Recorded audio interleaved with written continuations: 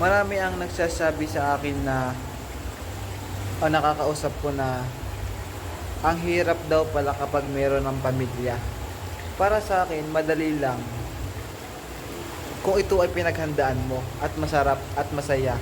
Hindi mahirap ang mararamdaman ko para sa akin at para rin sa inyo kung ito ay pinaghandaan nyo. Eh, paano mo hindi masasabing mahirap pala kapag mayroon ng pamilya at may mga anak na kung nag-asawa kang tambay, wala ka pang sariling bahay, wala ka pang na-invest ng mga properties, at saka kung hindi ka man nakapagtapos, hindi ka dumiskarte, inuna mo yung kalandian mo kasi hindi mo pinagana utak mo. Pero kung bago ka nag-asawa sana, bago ka sana lumandi, eh, dumiskarte ka muna kung hindi ka man nakapagtapos sa pag-aaral.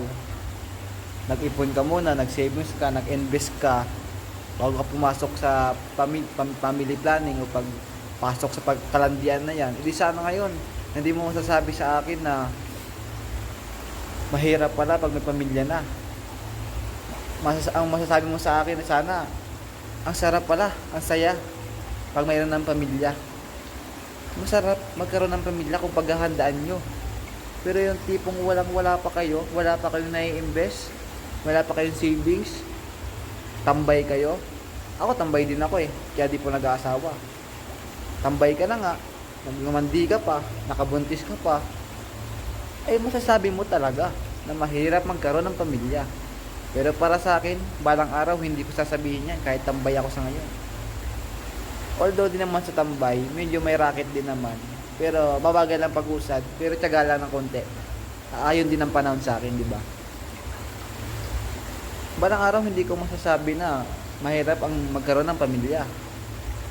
Balang araw sasabihin ko sa harapan mo ay masarap pala, masaya pala ang mayroong pamilya at nagmamahal sa iyo ang mga anak mo kung pinaghahandaan mo. Yun lang tol, huwag ka kasing bobo, ang tanga mo